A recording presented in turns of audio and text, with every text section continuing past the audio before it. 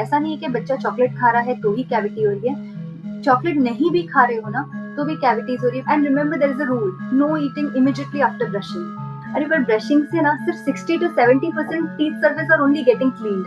So what I recommend is आप circular motion में brush करिए। सो फ्लॉसिंग भी एक न्यू चीज है, इसको भी हम प्रैक्टिस से मास्टर कर सकते हैं। सो ऐसे कुछ। Welcome everyone to episode 10 of healthy me happy me. और हम सब कमिटेड हैं अपनी हेल्थ को लेके। मैं हूं आपकी होस्ट विनीता और मेरे साथ प्रोग्राम होस्ट कर रही हैं सिमरन नागवानी और प्रियंका भान। प्रियंका, तुमने मुझे उस दिन रोक दिया, नहीं तो जिसने हमारा काम अटकाया था ना, मैं तो उसके दांत ही तोड़ देती। और सिमरन, तुमने अपनी कहानी सुनाने के हुनर से तो लोगों के दांत खट्टे कर दिए हैं। और पता है, हमारी दोस्ती ना दांत काटी रोटी है। उसे देखकर लोग दांतों तले उंगली दबाते हैं। एक मिनट विनी, मुझे लगा आज फादर्स डे। तेरी बातें सुन के मुझे लग रहा है आज क्या दांतों का दिन भी है क्या, टीथ डे? तू समझ नहीं पाई। आज हमने डॉक्टर नेहा को किडनैप कर लिया है और उनका मिशन है हमारे चेहरे पे एक प्यारी सी स्माइल लेके आना और उसके पीछे छुपे हमारे मोती जैसे दांतों को झलकाना। सो आइए शुरू करते हैं all about oral health care with doctor Neha और हमारी Simran. Over to you Simran. Good afternoon, नमस्ते doctor Neha. Thank you so much आपका वैल्यूबल टाइम हमारे लिए निकालने के लिए। ओके, तो पहले मैं शुरुआत करने से पहले डॉक्टर नेहा के बारे में कुछ बताना चाहूंगी। Doctor Neha is a dental surgeon with 14 years of extensive general dentistry practice. In fact वो 14 साल से ये काम कर रही हैं। वाओ। एंड इनका क्लिनिक बोरीवली में है। एंड सिंस 2010 से she is specialising in root canal treatment and density, smile designing and implant. And she also keeps updated with the latest development, यानी कि जो भी नया चीज हो रहा है डेंसिटीज के वर्ल्ड में वो भी नेहा जी को अपग्रेडेड रहता है। Wow. And she's very, very patient with all her clients, especially kids, and she gives expert advice and guidance to her every client. And she's a mother of two beautiful kids. And इनकी hobbies है सुबह जल्दी उठना, किताबें पढ़ना and also सिंग करना। और इनका जीवन का एक ही लक्ष्य है कि अगर पेशेंट खुश है तो मैं खुश हूँ। Happy patient, happy me. Wow. Welcome doctor Neha. Doctor Neha, कैसी हैं आप? मैं एकदम बढ़िया हूँ, आप कैसे हो? बिल्कुल बिल्कुल ठीक। तो डॉक्टर नेहा, सबसे पहले तो मैं ये जानना चाहती हूँ कि हमारे देश में, जहाँ तक मुझे इंडिया का आइडिया है, हर कोई बहुत अच्छे से ध्यान रखता है अपने स्किन का, अपने हेयर का, अपने इनफैक्ट शायद ब्लड चेकअप भी हो जाता है साल में एक बार। लेकिन जहाँ दांतों की बात होती है, तो जब तक मुंह से आ ऊ आउच नहीं निकलता है तब तक वो डेंटिस्ट के पास नहीं जाते। बिल्कुल। तो मैं जानना चाहती हूँ कि सबसे पहले तो आप क्या रिकमेंड करेंगे कि oral dental care daily routine में कैसी रखनी चाहिए, क्योंकि हम डेंटिस्ट को तो कम ही विजिट करते हैं। So according to me, oral care में एक मॉर्निंग रूटीन होता है और एक होता है night routine. So morning routine में I will advise three things. Number one is brushing, then comes flossing and then comes tongue cleaning. और जो नाइट रूटीन होता है उसमें हम लोग दो चीज बोलते हैं, that is brushing and flossing. I will elaborate each point. ठीक है। सो व्हेन आई से ब्रशिंग, तो brushing should be done 2 minutes each time, like in the morning also and at night. So 2 minutes, why I am saying, generally people have the tendency to brush for less than 45 seconds. So every teeth surface of all the teeth are not getting cleaned. So we should brush 2 minutes religiously. Okay? And remember, there is a rule, no eating immediately after brushing. At night when you brush, so you can only have water, and that too after keeping a gap of around 20-25 minutes. ठीक है। So why I am saying कि no eating immediately after brushing is because जब हम लोग brush करते हैं तो fluoride from the toothpaste that sits on our teeth, it forms a protective layer over our teeth and it helps in remineralization of enamel which will help in preventing tooth decay. So this is our motto. हम लोग को सिर्फ clean नहीं करने हैं दांत, अपन को अपने दांत को प्रिवेंट भी करना है कैविटी से. So we want the action of fluoride to take place. For that to happen वो फ्लोराइड को एक्ट करने के लिए टाइम भी तो चाहिए ना. ये कोई मैजिक नहीं है कि आपने ब्रश किया 2 minute and spit it off and then you can immediately have your breakfast. तो वो पूरा इफेक्ट नेग्लिजिबल हो जाता है. So keep a gap of around 15-20 minutes, then you can have your breakfast. तब तक फ्लोराइड अपना एक्शन करेगा और कैविटीज प्रिवेंट करेगा. So it is like you are applying moisturiser on your face and washing off immediately. So moisturiser का तो effect कुछ रहा ही नहीं. और हम जब नाइट ब्रशिंग बोलते हैं तो क्यों नाइट ब्रशिंग बोलते हैं कि देखो रात में if you have not brushed at night and you sleep, when you sleeping there is absolutely no movement in the oral cavity. आप एकदम रेस्ट पे हो. So what is happening, bacteria अपना काम एकदम बराबर कर रहे हैं. They are doing their job of giving us cavities. So इसलिए हम लोग बोलते हैं कि रात को ब्रश करके सोने का, ताकि we are also at ease and with no cavities. फिर मॉर्निंग में भले आप पानी वगैरह पी के you can have your tea coffee. कुछ लोग तो ब्रेकफास्ट भी ले लेते हैं. So that is okay because आपने रात को ब्रश किया है. देन मॉर्निंग में आफ्टर टी कॉफी थोड़ा सा गैप छोड़ दीजिए, एक 15-20 मिनट का, एंड देन आप अपना नॉर्मल मॉर्निंग रूटीन फॉलो करिए. बिकॉज ये गैप अभी इसलिए वापस क्यों बोल रही हूँ, बिकॉज आप चाय कॉफी ले लेते हो, वो एसिडिक होती है नेचर में. सो अपने माउथ का पीएच भी एसिडिक हो जाता है, बिलो 7 हो जाता है. सो इस स्टेज में जो इनामल होता है टीथ का, जो फर्स्ट लेयर होता है, वो काफी सॉफ्ट रहता है. And if you brush immediately after having tea coffee और आफ्टर ईटिंग इमीडिएटली या ब्रश ब्रेकफास्ट के बाद, सो अपन इनामल वेयर ऑफ, मतलब अपना इनामल टीथ का निकल जाता है. सो एक 15-20 मिनट का गैप छोड़ के then you can follow with the morning routine. So ये हो गई अपनी ब्रशिंग की बात. सो मैंने इतना सारा ब्रशिंग पे बोल दिया. ब्रशिंग सुबह करनी चाहिए, ब्रशिंग रात को करनी चाहिए. अरे पर ब्रशिंग से ना सिर्फ 60-70% teeth surface are only getting cleaned. So what about remaining 30-40%? तो वो that flossing comes to rescue. And I repeat, there is no alternative to flossing. Flossing is so mandatory. So we advise at least once flossing. मतलब once in a day you should floss. अगर morning possible नहीं हो रहा है तो flossing at night is very important. So flossing से क्या होता है, जो दो दांत के बीच का जो गैप है, जहां पर हमारे ब्रश के ब्रिसल्स पहुंच नहीं पा रहे हैं, वहां पे फ्लॉस क्लीन कर देता है. So that is why we should do flossing once at night. Because रात, जैसे मैंने आपको बताया कि रात भर बैक्टीरियाज विल वर्क मोर. दिन भर में कैसे रहता है ना, we are eating, we are drinking, so कुछ क्लीनिंग भी हो रही है, कुछ फूड पार्टिकल्स भी आ रहे हैं, सो मिक्स हो रहा है. बट रात को flossing is very much mandatory.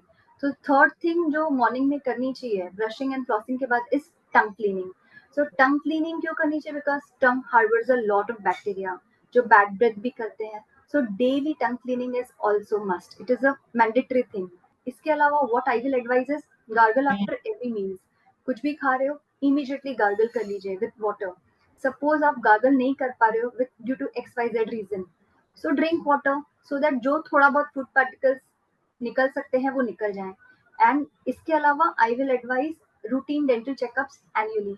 कुछ भी प्रॉब्लम्स हो इनिशियल स्टेज में, जब आपको पता नहीं चलता कि वो प्रॉब्लम है या पेन भी नहीं होता है इनिशियल स्टेज में, तो dentist will diagnose it and correct it. Otherwise आप डॉक्टर के पास कब जाते हो, जब हमको पेन हो रहा होता है. बट यहाँ पे इनिशियल स्टेजेस ऑफ कैविटीज में there is no pain. So routine dental checkups will help कि कुछ है प्रॉब्लम इनिशियल स्टेज में ही पता चल जाती है.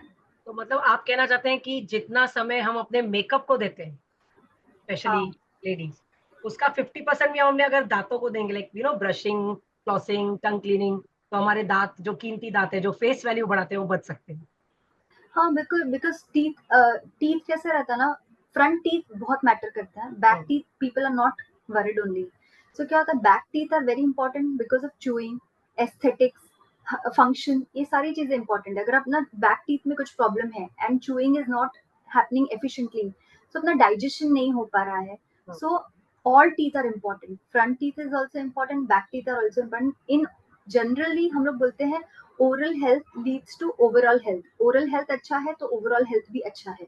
तो नेहा जी, एक और चीज बताइए कि काफी लोग आज भी है ना सही टेक्निक नहीं जानते हैं ब्रशिंग की, लाइक कहीं हो गया तो मुझे बताइए एक प्रॉपर टेक्निक क्या होती है ब्रशिंग की, और बच्चों को भी मतलब कौन से एज से कि ब्रशिंग कराना चाहिए. काफी लोग तो सोचते हैं अरे बच्चा छोटा है, एक आध दांत तो निकले, सिर्फ गागल करा के हो गया या पोंछ के हो गया. Brushing should be started as soon as the first teeth erupts in the oral cavity. जैसे ही बच्चे का पहला दूध का दांत आ गया उसी टाइम से ब्रशिंग स्टार्ट होनी चाहिए. अब वो ब्रशिंग अपने को बच्चों को करानी पड़ेगी because they will not learn brushing so मतलब at the early stage. So वो एज से स्टार्ट करना चाहिए एंड टिल मतलब लाइफ लॉन्ग ब्रशिंग करनी है, इसका कोई दो राय है ही नहीं। हाँ, ब्रशिंग टेक्निक में सबसे इम्पोर्टेंट पहले आ जाता है कि कितना प्रेशर ब्रशिंग पे लगाना है, मतलब while holding the brush how much pressure you are applying while brushing. ये बहुत इंपॉर्टेंट फैक्टर है जो रोल प्ले करता है। सो जब हम पेंट करते हैं, so how we are holding that painting brush with very light hand, na? We are not applying too much pressure while painting. So similarly that pressure only we have to apply while brushing, and एकदम extra soft bristles वाला toothbrush use करना चाहिए and painting stroke से आपको brush करना है। So actually recommended is कि आप ना ऐसे painting stroke जैसे आप clean करिए, ठीक है, बट ये थोड़ा सा डिफिकल्ट हो जाता है, not everybody can learn. So what I recommend is आप सर्कुलर मोशन में ब्रश करिए, ठीक है, सर्कुलर मोशन में ब्रश कर लिया या फिर up and down, whatever is comfortable, इधर सर्कुलर मोशन और up and down, but clean मतलब brush all the teeth and all the areas of all the teeth. So what happens is most commonly neglected area जो रहता है teeth का, वो अपने नीचे के जो दांत होते हैं ना, ये एरिया पे हम लोग ब्रश करते ही नहीं है। सो ये एरिया पे भी क्लीन होना चाहिए, बिकॉज यहाँ पे एक सबलिंगुअल सलाइवरी ग्लैंड है जो बहुत सलाइवा इजेक्ट करती है। सलाइवा इजेक्ट कर रही है तो मतलब वहाँ पे प्लाक टाटर एक्यूमुलेशन होना ही होना है। सो ये एरिया अच्छे से आप क्लीन करिए। फिर make sure that you reach your back teeth also, because cavities generally happen in your back teeth. क्यों? क्योंकि वहाँ पे ब्रश पहुंच ही नहीं पा रही है। सो वो कब होगा? जब आप अपना मुंह हल्का सा बंद करेंगे, you can take your brush towards the end, clean those areas. Horizontal brushing नहीं होनी चाहिए। जब हम लोग ऐसे ऐसे कर रहे हैं ना, ये ब्रशिंग बिल्कुल भी एडवाइज्ड नहीं है। ये क्यों मैं ऐसे बोलना चाहती हूँ? क्योंकि यहाँ पे ये जो टीथ और गम्स के बीच का जो जंक्शन होता है ना, वहाँ पे इनामल इज वेरी वीक, ठीक है, वहाँ पे इनामल बहुत पतला होता है। So if we do horizontal brushing ना, सो ये जो आप देख रहे हैं कैविटीज, ये ब्रशिंग कैविटीज है। ये ब्रश के प्रेशर लगाने की वजह से यहाँ का इनामल चला गया है, और हॉरिजॉन्टल ब्रशिंग की वजह से। So this should also not happen. So ये एक आइट्रोजेनिक प्रॉब्लम है जो आप खुद क्रिएट कर रहे हो, नॉट बिकॉज ऑफ फूड और एनी चॉकलेट्स, बट ये अपने ब्रशिंग की वजह से, मतलब खाया पिया कुछ नहीं और ग्लास तोड़ा 12 ना, वैसे हो गया। आप क्लीन कर रहे हो, बट क्लीनिंग करते वक्त आपको थोड़ा बेसिक नहीं पता है, and you are applying that wrong technique, and उसकी वजह से प्रेशर की वजह से वहाँ का इनामल वेयर ऑफ हो जा रहा है, तो वो कैविटीज बन जा रही है। इनफैक्ट मैंने देखा है काफी जन तो 5 मिनट तक ब्रश करते हैं जैसे बर्तन घिस रहे हो, यू नो, कि उनको लगता है अरे दांत और चबा रही है। एग्जैक्टली वो नहीं है। आपको 2 मिनट से ज्यादा ब्रश करने की जरूरत ही नहीं है। प्रॉपर टेक्निक फॉलो करो, प्रॉपर प्रेशर फॉलो करो, तो बस 2 minute is more than enough. Any recommendations from your side कि कौन सा पर्टिकुलर ब्रश यूज करना चाहिए? ब्रश आप मैनुअल इलेक्ट्रिक दोनों में से कोई भी यूज कर सकते हो, but what I suggest is कि अगर आप मैनुअल यूज कर रहे हो ना, तो एक्स्ट्रा सॉफ्ट ब्रिसल्स वाला टूथब्रश आप यूज करिए, ठीक है। और प्रेशर ना आपको, जैसे पेंटिंग स्ट्रोक ऐसे हाथ रख के ये वाला प्रेशर नहीं लगाना, बिकॉज इससे क्या हो रहा है, ये अपना पूरा हाथ का प्रेशर आप अपने टीथ पे ट्रांसफर कर रहे हो, सो इसीलिए वो ब्रशिंग कैविटीज हो रही है। तो आप एक्स्ट्रा सॉफ्ट ब्रिसल्स वाला ब्रश यूज कर सकते हैं। आप चेक कर लीजिए ब्रिसल्स कैसे हैं, एकदम एक्स्ट्रा सॉफ्ट होने चाहिए, that is okay, that is then you good to go. और इलेक्ट्रिक ब्रश सपोज आप यूज कर रहे हो, तो उसमें 2 टाइप आते हैं, एक वाइब्रेटिंग होता है, एक ऑसिलेटिंग होता है, go for the oscillating ones. एक और चीज मैं जानना चाहूंगी कि पर्टिकुलरली हम जब ब्रश की बात कर ही रहे हैं, ब्रश, तो ब्रश क्या चेंज करना जरूरी है? लाइक यू नो, अगर ब्रश दिख रहा है ठीक ठाक है तो भी चेंज करना जरूरी है? Yes, we should change our toothbrush every 3 months, ठीक है, या हर 3 महीने में चेंज करो, या फिर whenever you fall sick, whichever is earlier, ठीक है। द रीजन वाई इज क्योंकि जब हम बीमार पड़ते हैं तो हमारे मुंह में जो बैक्टीरिया है वो ब्रश में ट्रांसफर हो जाते हैं। So when we recover we don't want that bacteria back in our mouth, so we should change our toothbrush either in 3 months or whenever you fall sick, whichever is earlier. Also when you feel कि नहीं bristles frayed हो गए हैं, so immediately you change your brush, because bristles he important है cleaning के लिए। और एक और चीज यहाँ पे मुझे बताना है कि आप अपना ब्रश को कभी भी, मतलब जैसे ब्रश करने के बाद गीली ब्रश, मतलब when it is in the wet state, don't cover it and store it, let it air dry, because once you cover your toothbrush while it is wet, you are leaving that perfect environment for the bacteria to grow and multiply. So अभी जैसे एक image आपको दिख रहा है, अलग अलग brush अलग अलग जगह पे ऐसे आप रख सकते हैं। सो ये कैसे ना ड्राई हो जाता है, then there are no bacteria, the heads are also not touching each other. Okay, क्योंकि आजकल तो क्या है, काफी फैंसी बॉक्सेस आ गए हैं जो कवर करके टूथब्रश दिखे भी नहीं, तो इनफैक्ट तो अगर आप वैसा कुछ है तो आप अपना ब्रश को पहले ड्राई कर लीजिए, dab it with a towel, dry होने के बाद आप उसको कवर कर सकते हैं। ओके। तो जैसे आपने स्टार्टिंग में बताया कि ब्रश से इक्वली इम्पोर्टेंट फ्लॉसिंग भी उतनी ही होती है। तो क्या आप थोड़ा दर्शकों को बता सकते हैं कि फ्लॉसिंग एग्जैक्टली किन किन टाइप्स की होती है और किस तरीके से कर सकते हैं? हाँ, तो फ्लॉसिंग जैसे कि मैंने बोला कि there is no alternative to flossing, so what I do is generally हम ये से वैक्स्ड डेंटल थ्रेड्स हैं, ये ऐसे आते हैं, मार्केट में इजीली अवेलेबल हैं। सो ये अराउंड एक आप 12 टू 18 इंचेस आप ले सकते हैं around the length of your arm, ठीक है। फिर इस फ्लॉस को आपको अपने मिडिल फिंगर के अराउंड आप रैप कर लीजिए, ठीक है। उसके बाद आप अपने थंब और इंडेक्स फिंगर से इसको सिक्योर कर लीजिए। इसके बाद आप अपने हर दांतों के बीच में, दो दांतों के बीच में आप इसको पास करिए gently with to and fro motion and make sure that you go beneath the gum line. I'm going to show a video where ये अच्छे से आप visualize कर पाएंगे कि what I'm saying. So here what is happening is, see ये yellow देख रहे हैं ना, this is plaque, ठीक है। So ये ब्रशिंग से नहीं जाता है। So यहाँ पे देखो ये beneath the gum line this floss is going. So एक बार आप इंटरडेंटल टीथ में जा रहे हैं तो आपको दोनों सरफेस क्लीन करने हैं। ऐसे नहीं कि आपने एक बार फ्लॉस को घुमा दिया तो वो क्लीन हो गया, फूड पार्टिकल्स निकल गए। फूड पार्टिकल्स के साथ में हमें प्लाक भी वहां से रिमूव करना है। So we have to move against the wall of both the teeth. तो ऐसे you have to do it for all the teeth. ये दिखने में थोड़ा डिफिकल्ट लग रहा है बट इट इज नॉट। अभी जब हम बच्चे थे तो हमने ब्रशिंग भी हमें आती नहीं थी, वो भी हमने सीखी है और उसको अभी मास्टर कर लिया है।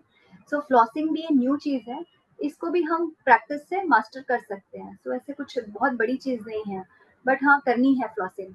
सो फ्लॉसिंग अभी जैसे there are various tools to floss, this is one कि हमने ऐसा ये थ्रेड यूज कर लिया है, तो ये वंस यूज करने के बाद you can just discard it. So there are other floss, other market में और भी फ्लॉसेस है जो अवेलेबल हैं। जैसे कि ये एक है, ये फ्लॉस विद द होल्डर है। तो जिन लोगों को वो वैक्स डेंटल थ्रेड से आता नहीं है, वैसे they can use this floss. So they can hold it with the holder and then they can move between their teeth and एक बार सब टीथ के बाद बीच में ये मूव करने के बाद में they can just discard it, ठीक है। फिर then there is one more, then there is this yellow colour picture is of an interdental brush. So जिन लोगों के दांतों के बीच में बड़े बड़े गैप्स हैं, so वहां पे फ्लॉसिंग से भी क्लीनिंग प्रॉपर नहीं होती है, there you can use this interdental brushes.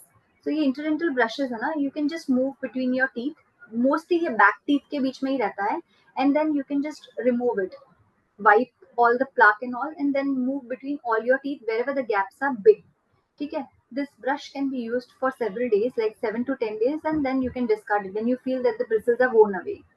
And अभी आजकल बहुत पॉपुलैरिटी गेन हो रही है वाटर फ्लॉसर की। People are using water flosser more because definitely थोड़ा एफिशिएंट है और कुछ ज्यादा मेहनत नहीं है, तो हमें जो चीज जिसमें मेहनत नहीं होती वो ज्यादा पसंद आती है। So water flosser is also there, we can fill water in it and it is वो चार्ज हो जाता है। इसमें ऐसा रहता है ना, पानी एकदम प्रेशर से आता है। So you can keep the tip of the water flosser at the gum line के उधर रन करते रहना है, एंड वॉश बेसिन में मुंह थोड़ा टिल्ट करेंगे तो पूरा पानी जो भी मुंह में कलेक्ट हो रहा है वो नीचे ड्रिप होते रहता है। So this also we can use it. तो मैंने वाटर फ्लॉसर तो ऑनेस्टली मैंने सुना नहीं है, थैंक यू आपने उसकी जानकारी दी। बाकी मैं अपने बारे में बताना चाहूंगी कि बाकी जो भी आपने मुझे बताया फ्लॉसिंग के टेक्निक्स वो सारे मैंने यूज किए हैं, और मैंने एवरी 1 और 2 मंथ्स के बाद उसको छोड़ दिया है because it's quite a tedious task.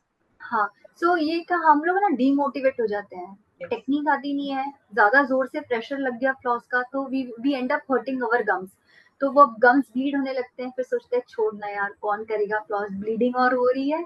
और लोगों का मानना क्या है, फ्लॉस से गैप क्रिएट हो जाते हैं, which is not the case. हाँ, फ्लॉसिंग से कोई गैप क्रिएट नहीं हो रहा है, फ्लॉसिंग से गैप ऑलरेडी होते हैं, उनको हम क्लीन करते हैं बस फ्लॉस से। तो इजी स्टेप कर ले, अगर समझिए फ्लॉसिंग के बदले माउथ वॉश कर लिया, गागल कर लिया, हो गया? नहीं, mouth wash is not an alternative to brushing और flossing. So see, mouth wash, please understand, mouth wash कब यूज करना चाहिए, जब आपका डॉक्टर या डेंटिस्ट आपको रेकमेंड कर रहा है माउथ वॉश, तभी यूज करना चाहिए माउथ वॉश। बिकॉज क्या होता है कि माउथ वॉश ना, और माउथ वॉश यूज भी कौन सा करना है, आपको alcohol free mouth wash use करना है, and it should be use for a certain period of time. Suppose आपको कुछ अंडरलाइन प्रॉब्लम है, जैसे कफ है, सोर थ्रोट है, आपके डॉक्टर ने आपको बोला कि आप बीटाडिन गॉगल्स करिए, तो तब आपने थोड़े टाइम के लिए माउथ वॉश यूज कर लिया, बीटाडिन माउथ वॉश। या आपके डेंटिस्ट ने बोला कि आपको अंडरलाइन गम प्रॉब्लम है, जिंजवाइटिस है या पायोरिया वगैरह कुछ है, या आपकी विजडम टूथ सर्जरी या इम्प्लांट सर्जरी हुई है, तो we recommend mouthwash during that time. या समटाइम्स बैड ब्रेथ के लिए भी माउथ वॉश यूज करते हैं, so that should be used only for a certain period of time. तो ठीक है। मतलब और माउथ वॉश यूज करने का ना एक तरीका होता है कि उसको 10 ml आपने suppose alcohol free any mouthwash whichever is available in the market, 10 ml आपने ले लिया, put it in your mouth, squish for around a minute and then spit it off. ठीक है। उसको डाइल्यूट नहीं करना है पानी से। ठीक है। और जब आप स्पिट कर रहे हो ना, then don't rinse with water, because we want the effect of mouthwash to be there on your gums and teeth. Mouthwash में एक इम्पॉर्टेंट इंग्रेडिएंट रहता है जिसको हम बोलते हैं chlorhexidine, that kills plaque bacteria. ठीक है। तो आजकल फ्लोराइड वाले भी माउथ वॉश आते हैं, but main ingredient is 0.2% of chlorhexidine. So वो काम कैसे करेगा? जब वो मुंह में रहेगा तभी काम करेगा ना। इसीलिए माउथ वॉश आप यूज कर रहे हो तो 15-20 मिनट के बाद ही आप वाटर से रिंस करिए, और इसको वाटर से डाइल्यूट नहीं करना है। इसीलिए मैं बोलती हूँ कि माउथ वॉश मॉर्निंग में यूज नहीं करिए जब आप ब्रश कर रहे हो, बिकॉज फिर वो कैसा बहुत लंबा प्रोसीजर चल जाता है। तो use mouthwash in some at some other time of the day, मतलब आप दोपहर में या कोई भी टाइम पे when you are free you can use that mouthwash. So don't include it in the morning routine and use it for a certain period of time. That means आप कहना चाहते हैं कि आप कितना भी पार्टी करके आओ, कहीं भी सैटरडे नाइट या संडे नाइट घूम के आओ, तो सिर्फ माउथ वॉश से काम नहीं चलेगा, बिल्कुल भी नहीं। ब्रशिंग फ्लॉसिंग करना ही पड़ेगा। इनफैक्ट आप पार्टी करके आए तो उस दिन तो जरूरी करना है। बिल्कुल। क्योंकि कई बार ऐसा होता है ना, जैसे मैं, जैसे मेरा प्रोफेशनल स्टोरी टेलर है, स्टोरी टेलिंग है, तो मैं कई लोगों से मिलती हूँ, तो मुझे ऐसा लगता है कि सामने वाला बंदा बहुत hygienic, looking at the personality, but sometimes their mouth stings, bad breath आता है हल्का सा। So what do you think, bad breaths can only be the reason कि ब्रश ठीक से नहीं किया है या वंस इन अ डे किया है? बैड ब्रेथ का रीजन क्या हो सकता bad breath is also called as halitosis in a dental term. ठीक है। बैड ब्रेथ और एक और चीज है, बैड ब्रेथ अगर आती है ना तो वो अपन को पता नहीं चलता कि हमारे मुंह में से स्मेल आ रही है, वो सामने वाला ही हमें बता सकता है। I will never come to know that my mouth is smelling, only the person who is standing next to me और just in front of me will let me know. So bad breath के reason है, उसके 4-5 reason है। It is not only because के mouth में कुछ problem है तो ही बैड ब्रेथ हो रहा है। सो अगर मुंह में, जैसे मैंने बोला कि आपको पेरोडोंटाइटिस यानी पायोरिया है, योर गम्स पस ऊज आउट हो रहा है गम्स में से, या क्लीनिंग नहीं हुई है, पुअर ओरल हाइजीन है, या ड्राई माउथ है, this could be a reason of bad breath. ठीक है। आप टंग क्लीन नहीं कर रहे हो daily, this can also be a reason of bad breath. फिर आपका स्टमक अपसेट है, ठीक है, कुछ भी गट प्रॉब्लम्स है अंडरलाइन, देन बैड ब्रेथ उसकी वजह से भी हो सकती है, डाइजेशन नहीं हुआ है। ठीक है। And fourth reason is chest upset, you have acidity. ठीक है। Acidity is a very important reason of bad breath. मतलब कुछ कुछ पेशेंट्स मेरे पास आते हैं कि they have done cleaning at the dentist like a month back only, they follow the proper oral hygiene routine, कोई स्टमक अपसेट का प्रॉब्लम नहीं है, बट फिर भी बैड ब्रेथ आ रही है। तो क्यों क्यों बैड ब्रेथ है? So acidity is a very important reason कि बैड ब्रेथ हो सकता है। सो जो रीजन है, पहले फाइंड आउट द कॉज के what is causing bad breath and treat that problem. If mouth में कुछ प्रॉब्लम है तो उसको ठीक करो, you can get cleaning done at the dental clinic. तो dentist clean all, remove all plaque, tartar, calculus, तो उससे भी बैड ब्रेथ बहुत कम हो जाती है। ठीक है। And drink more and more of water, keep yourself hydrated, because dry mouth रहता है ना तो भी बैड ब्रेथ रहता है। माउथ ब्रीथिंग जिन लोगों को रहती है, बच्चे लोग सो जाते हैं, अपन माउथ रात को सो जाते हैं मुंह खुला रख के, तो drink lots and lots of, दिन भर में वाटर ज्यादा कंज्यूम करिए, टंग क्लीन करिए। फिर अगर स्टमक प्रॉब्लम है तो फिर see your physician what can be done to treat that problem. And अगर एसिडिटी का है तो एसिडिटी का ट्रीट करिए। तो ये अंडरलाइन प्रॉब्लम्स ट्रीट करेंगे तो बैड ब्रेथ भी। मुझे पता नहीं था कि bad breath can also be related to stomach upset and chest. Yes yes it is. Okay.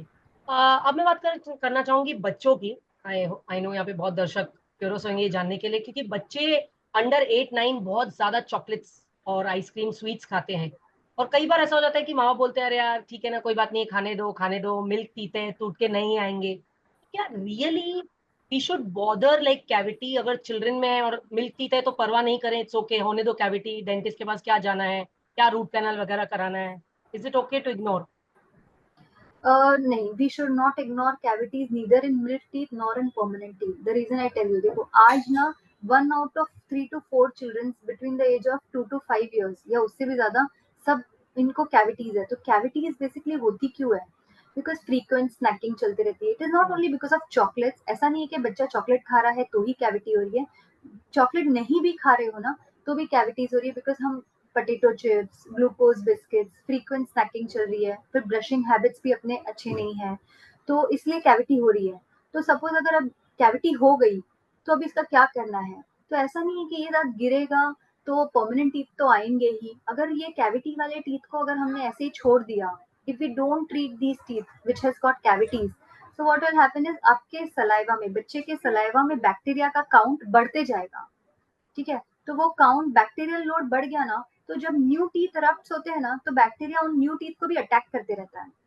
सो मैं काफी बार सुनती हूँ पेरेंट्स मुझे बोलते हैं यार मेरा बच्चा तो बिल्कुल चॉकलेट अभी बहुत उसने कम कर दिया है, rather have stop giving chocolate since years, but उसका पहले से ही सलाइवा में बैक्टीरियल काउंट इतना हाई है कि जो न्यू टीथ आ रहे हैं ना, परमानेंट मोलर्स पहले रप्ट होते हैं पीछे के, तो वो भी अटैक होते रहते हैं कैविटीज, और उनमें भी कैविटीज हो जाती है। इसलिए we should treat cavities in milk teeth.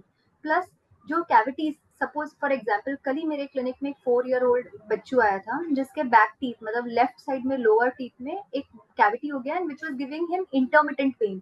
He is 4 years complete. Now what should be done? तो मैंने एक्सरे लिया और मैंने बताया कि इसका रूट कैनल करना पड़ेगा because the cavity is very deep and it has reached the nerve, so we have to save this tooth because ये दांत की एक्चुअल एज जब वो गिरेगा इज अबाउट 10 ईयर्स। जब 10 साल के बाद ये दांत गिरता है तो हमें 6 ईयर्स का टाइम पुल करना है। So we want this tooth to be saved. So parents are like कि हमने अपने दांतों में कभी कुछ नहीं किया, मैं अपने बच्चों के दांत में रूट कैनल कैसे कराऊं? तो मैंने उनको एक्सप्लेन किया कि सी अगर मैंने ये इसको सिर्फ मेडिसिन दे दिया, थोड़े टाइम के लिए पेन चला जाएगा, बट जो कैविटी का प्रोसेस है ना वो चलते ही रहेगा। फिर थोड़े टाइम के बाद आप फिर से आओगे और तब मेरे पास रूट कैनल का भी ऑप्शन नहीं रहेगा and I will have to extract. So we don't want to extract milk teeth before their natural age of falling. So they because they act as a natural space maintainers.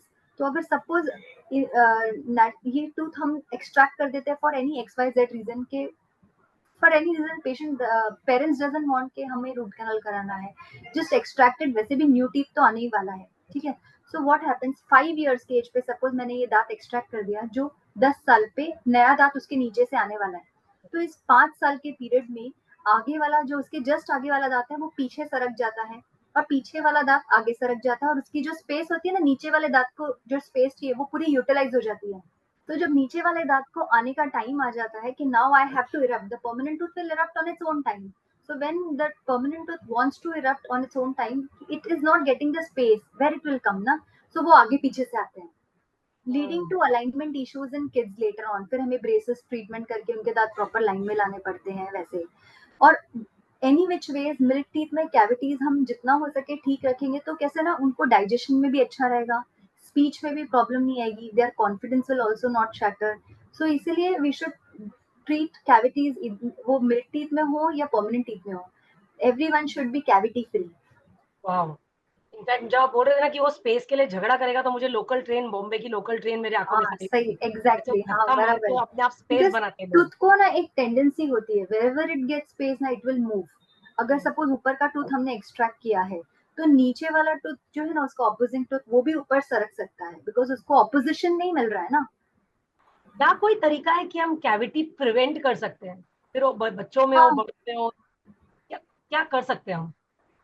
सी जैसे बच्चे मतलब जब बच्चों के मुंह में एक भी दांत प्रेजेंट नहीं है, we should wipe babies gums after feed. ठीक है, जब एक भी टीथ प्रेजेंट नहीं है, as soon as the first tooth erupts in the oral cavity we should start brushing.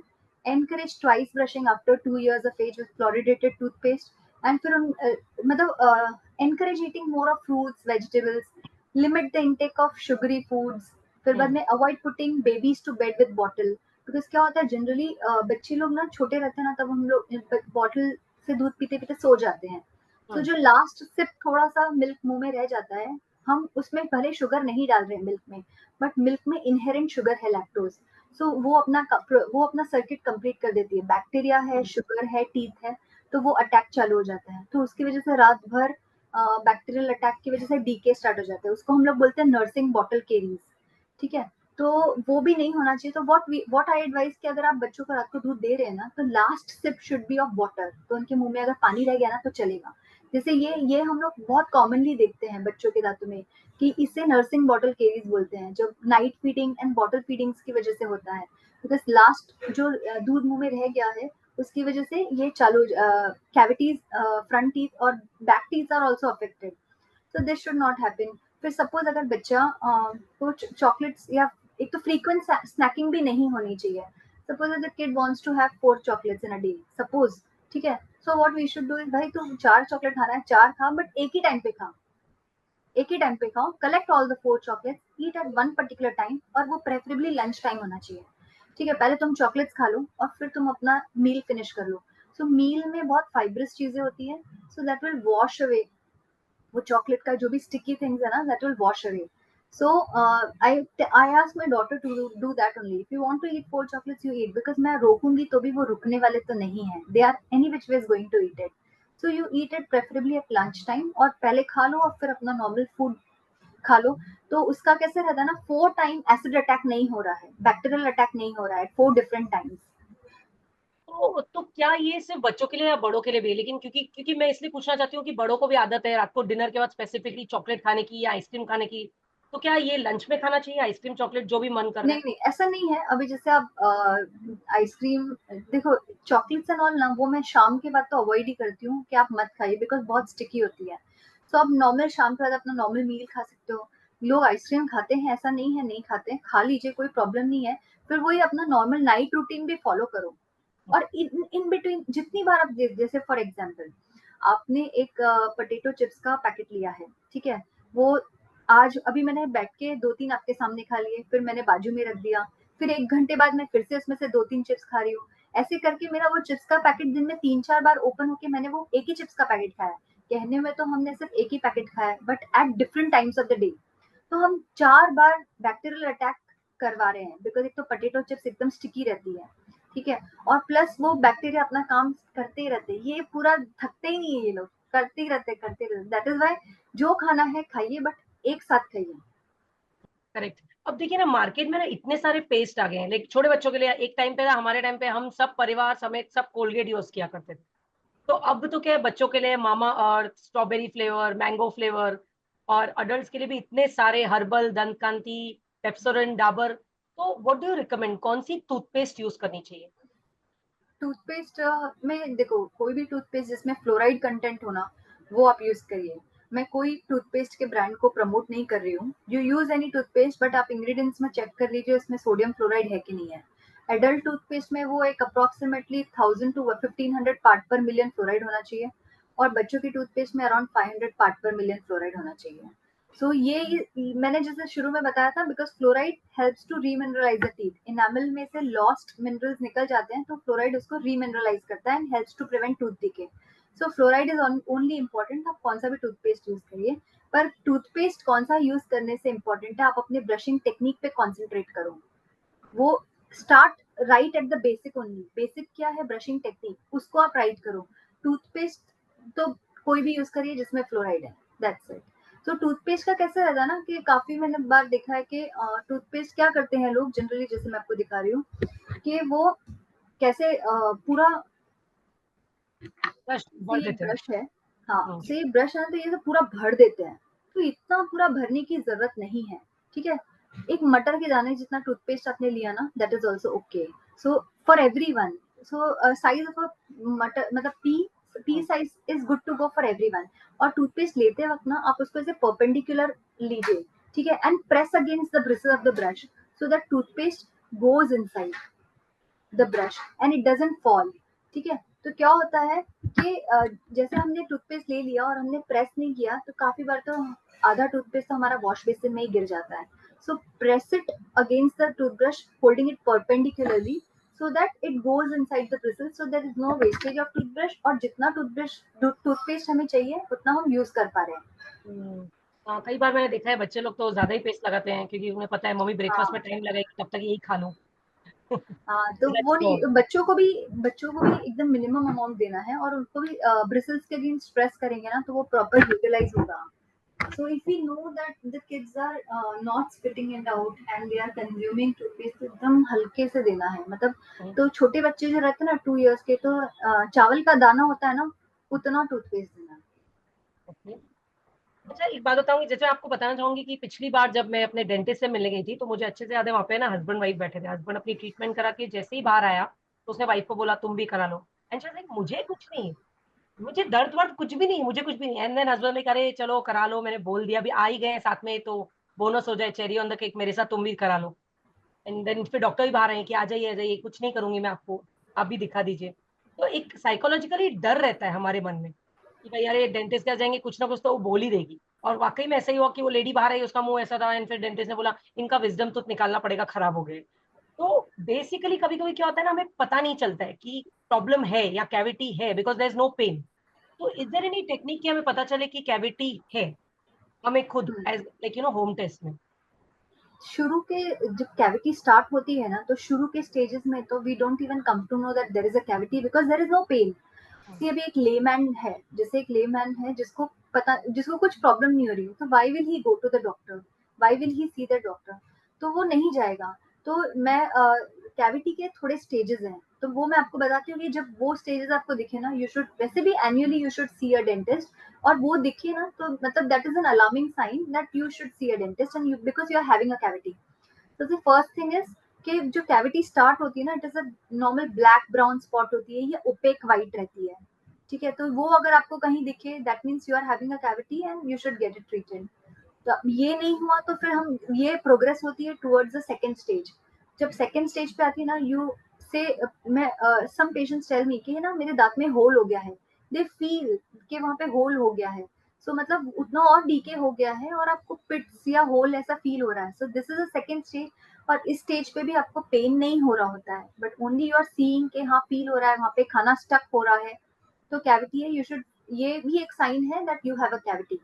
Suppose इसको भी हम लोग ने मिस कर दिया, तो फिर हमें सेंसिटिविटी चालू हो जाती है, ठीक है, टू कोल्ड। तो इस स्टेज पे जनरली लोग क्या करते हैं, दे avoid cold stuff, they not drink cold things और दे नॉट ईट आइसक्रीम्स। जो सेंसिटिविटी क्रिएट कर रहा है ना, वो चीज ही छोड़ देते हैं। तो वैसा नहीं है, यू शुड सी कि क्यों प्रॉब्लम हो रही है, व्हाई द प्रॉब्लम इज। वो प्रॉब्लम को स्टार्ट छोटा रहता ना, तभी उसको अटेंशन देना चाहिए।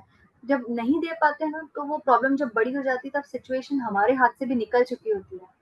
And we have to do extensive treatments like root canal और एक्सट्रैक्शन। तो स्टेज 3 में सेंसिटिविटी टू कोल्ड पे होती है। फिर स्टेज 4 आता है, जिसमें we get pain on eating anything which is very hot, like चाय आप ले रहे हो, गर्म चाय, या फिर आइसक्रीम ले रहे हो तो पेन हो रहा है, एकदम अलार्मिंग सेंसेशन आ जाता है। या फिर कोई भी मीठी चीज खा रहे हो तो पेन होता है। सो ये भी एक प्रोग्रेसिव स्टेज ही है, मतलब ये स्टेज 4 है, जहाँ पे आपको कैविटी, ये भी एक साइन है कि आपको पता चले कि हाँ भाई आपको कैविटी है, भाई अपने को डेंटिस्ट के पास जाना है। ये भी अपन ने मिस कर दिया, तो फिर पेन ऑन चूइंग चालू हो जाता है, कुछ भी खाए कि पेन हो रहा है, खाना दांतों में अटक रहा है। तो ये साइंस है, ये this is the 5th stage. ठीक है, इसके बाद एक 6th और लास्ट स्टेज होता है कि कंटिन्यूस पेन, हाँ, constant and continuous pain. So ये time पे mostly people come to me where the situation is not in my control and I have to advise extensive treatments. या तो हमें root canal करना पड़ता है या हमें extract करना पड़ता है।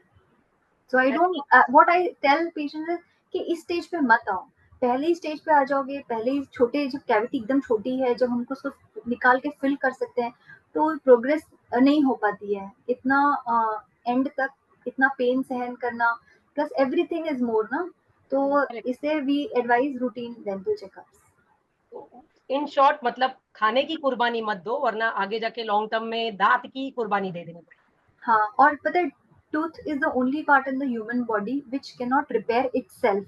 वो अपने आप रिपेयर नहीं कर सकता है अपने आप को, वंस लॉस्ट मतलब लॉस्ट। एक स्टेप अहेड जाना चाहूंगी, एडवांस थोड़ा बात करना चाहूंगी। जैसे बहुत टाइप के हमने कैंसर सुने हैं, तो ओरल कैंसर भी एक चीज है जो जिसकी अवेयरनेस इतनी नहीं है लोगों में। उनको लगता है कि ओरल कैंसर लाइक हमें तो हो ही नहीं सकता। तो ओरल कैंसर किस वजह से हो सकता है? सो ओरल कैंसर, देखिए, हु आर एट रिस्क, किसको हो सकता है?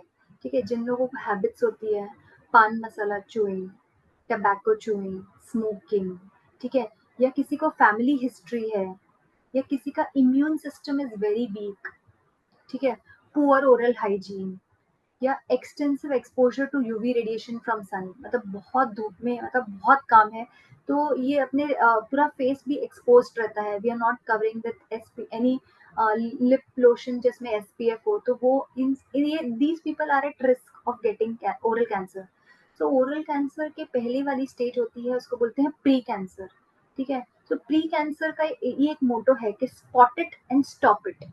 प्री कैंसर के स्टेज में हमने उसे पकड़ लिया ना, तो वो एडवांस नहीं होता है, ठीक है। तो सिम्टम्स क्या होते हैं प्री कैंसर्स के, जैसे प्री कैंसर के नहीं, मतलब जनरलाइज, जैसे मैंने अभी बोला कि पान मसाला, अभी पान मसाला में सुपारी होती है, तो सुपारी जो लोग चू करते हैं ना, जैसे अपने नॉर्मल जो पान मसाला नहीं भी खा रहे हैं, कुछ कुछ लोगों को सिर्फ सुपारी चू करने की हैबिट है, तो क्या होता है, सालों से सुपारी खा रहे हैं एवरी सिंगल डे, तो क्या होता है, अंदर की जो स्किन होती है ना, मुंह के अंदर की स्किन, जिसको हम लोग म्यूकोजा बोलते हैं, वो एकदम टाइट हो जाता है और माउथ ओपनिंग एकदम रेस्ट्रिक्ट हो जाती है। This is a pre cancerous condition जिसको हम लोग बोलते हैं ओरल सबम्यूकस फाइब्रोसिस।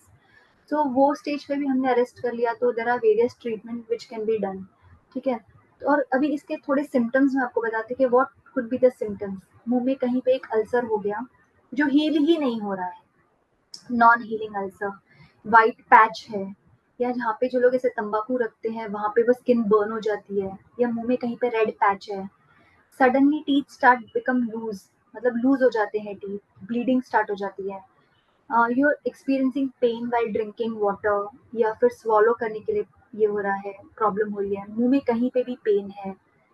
सो ये सारे सिम्टम्स हैं कि ये प्रॉब्लम है ओरल कैंसर, ये this is caused by human papilloma virus, ठीक है। और तो अभी हमें क्या करना चाहिए, हाउ कैन वी प्रिवेंट, ठीक है। एक तो जो मैंने आपको रिकमेंडेड ओरल हाइजीन रूटीन बोला है वो आप फॉलो करिए, ठीक है। लाइफस्टाइल चॉइस, मतलब choose healthy lifestyle choices, go tobacco free, eat healthy diet, ठीक है। फिर limit the exposure in sun, मतलब सन में ज़्यादा एक्सपोज नहीं होना है। आप काम है तो आप सनस्क्रीन वगैरह लगा रहे हैं। फिर बाद में हैबिट्स जो भी है ना, जितने भी हैबिट्स है, पान वगैरह की हैबिट या स्मोकिंग एंड ऑल, उनको सिजेशन करना है। तो ये सारी चीज़ों से हम प्रिवेंट कर सकते हैं। बट रूटीन डेंटल चेकअप से क्या होता है, ये सारी चीज़ें ना अर्ली पता चल जाती है। लाइक जैसे मैंने बोला प्री कैंसर स्टेज में, तो प्री कैंसर के पहले भी अगर आप चेकअप करते हैं and you tell the dentist that you are मतलब you are having the habit of eating paan masala every single day या smoking, so he will definitely motivate and ये मोटिवेट करेंगे कि टू स्टॉप इट, कैसे हम इसको ऑल्टरनेटली क्या क्या कर सकते हैं ताकि ये हैबिट स्टॉप हो जाए, और चेक कर सकते हैं कि अभी तक कुछ डैमेज तो नहीं हुआ है। सो दैट इज तो इन शॉर्ट कि अगर आपको अपने दांतों को बचाना है तो रूटीन डेली केयर में ब्रशिंग, फ्लॉसिंग और टंग क्लीन कीजिए। और जैसे आप हर 6 महीने में पार्लर, सैलून का अपॉइंटमेंट लेते हैं, वैसे ही डेंटिस्ट का अपॉइंटमेंट लीजिए। गाड़ी सर्विसिंग के लिए जाती है ना हर 6 महीने में, करेक्ट, वैसे आप डेंटिस्ट के पास भी जाइए अपने टीथ करेक्ट। सर्विसिंग इनफैक्ट के मुझे लिए। तो लगता है कि गाड़ी ज्यादा सर्विसिंग पे जाती है, हम उतने नहीं जाते। हाँ, थैंक और यू। जबकि अपने अपनी गाड़ी से ज्यादा अपने दांत चलते हैं। Correct, correct, correct. तो thank you so much Neha ji, इतना दिल से genuinely you have been so much giving in person, so much thank you, thank you, thank you so much. And I am sure हमारे दर्शकों को भी बहुत सारी इन्फॉर्मेशन मिली होगी जिनकी उन्हें जानकारी नहीं होगी। एंड हम इतने दांतों के बारे में बात करें और कंटिन्यूसली नेहा जी मुस्कुरा रही थी, मैं भी मुस्कुरा रही थी, तो अब मैं अपने दर्शकों से रिक्वेस्ट करूंगी कि आप भी अपने वीडियो ऑन कीजिए और मुस्कुराइए ताकि हम अच्छी सी पिक्चर ले सकें। And don't worry Neha ji, आपके दांत यहाँ पे सर्वे नहीं करेंगी। हाँ, लेकिन अगर आपको उनसे सर्वे कराना है तो जरूर उनसे मिलने जाइएगा जहाँ उनका क्लिनिक है बोरीवली में। And the name is shine and smile. Vinita, can you put all of us in gallery mode? And क्या सब अपनी खूबसूरती से भी, जितने भी दांत बचे हैं, 32 तो पता नहीं किसके पास नहीं, मेरे पास खुद के पास 32 नहीं है दिखाइए अपने दांत और मुस्कुराइए। Thank you so much Neha ji. And over to Priyanka. Priyanka, over to you my. Thank you so much, Tim and Dr. Neha. It was a lovely interaction between you both. मुझे तो लग रहा था कितना दांत के बारे में जानने कितना कितना पेनफुल रहेगा, बट यहाँ तो स्माइल्स ही स्माइल्स है। And I want to say one thing: life is short. Smile while you still have teeth. That's what we have learned. And if you want to still have teeth and preserve it nicely, please follow the techniques shared by Dr. Neha. Okay, so there's one question in the chat box that we have received. The question is, Dr. Neha, is brushing after every meal, that's breakfast, lunch, snack, dinner, necessary? Absolutely not. Like I said, कि twice brushing is only recommended because आप 4 बार दिन में brush कर रहे हो. And also, once again, life is short. Smile while you still have teeth. Priyanka ji, ये जो life is short smile while you still have teeth ना, मैंने ये अपने क्लिनिक में लगा रखा है क्योंकि वेटिंग रूम Wow. में मैं, हाँ, ये वेटिंग रूम में लगा हुआ है. तो सब पेशेंट्स मतलब देखते हैं because I want them to understand के स्माइल मतलब खुश रहो और खुश रहने के लिए अपने टीथ का ध्यान रखो ताकि you smile wide. Thank you so much, Neha ji, for such an insightful and informative session. मुझे बहुत सी चीजें पता चली and बहुत से flaws जो मैं कर रही हूँ मुझे उसमें, I got an idea and I'll make sure I follow the same thing for my daughters. Thank you so much, wonderful audience. You have always been so supportive, an amazing audience. And thank you so much, my co-hosts Sim and Vinita ji. Thank you. Thanks, Dr. Neha. Thanks all the participants. It Thank was a you, great, everyone. Thank you. insightful session. Yes, and we sign out with a big smile. But before that, another surprise.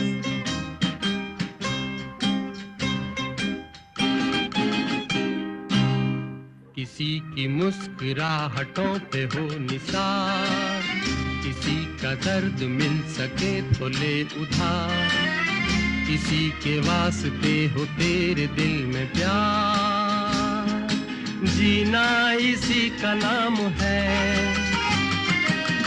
किसी की मुस्कुराहटों पे हो निसार, किसी का दर्द मिल सके तो ले उधार, किसी के वास्ते हो तेरे दिल में प्यार, जीना इसी का नाम है.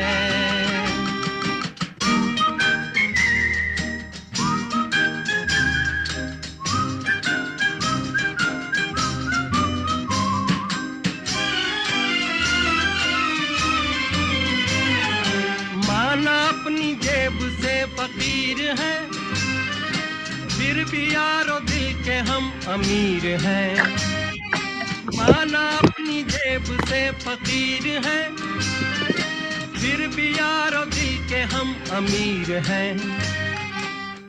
मिटे जो प्यार के लिए वो जिंदगी, जले बहार के लिए वो जिंदगी, किसी को हो ना हो हमें तो एतबार, जीना इसी का नाम.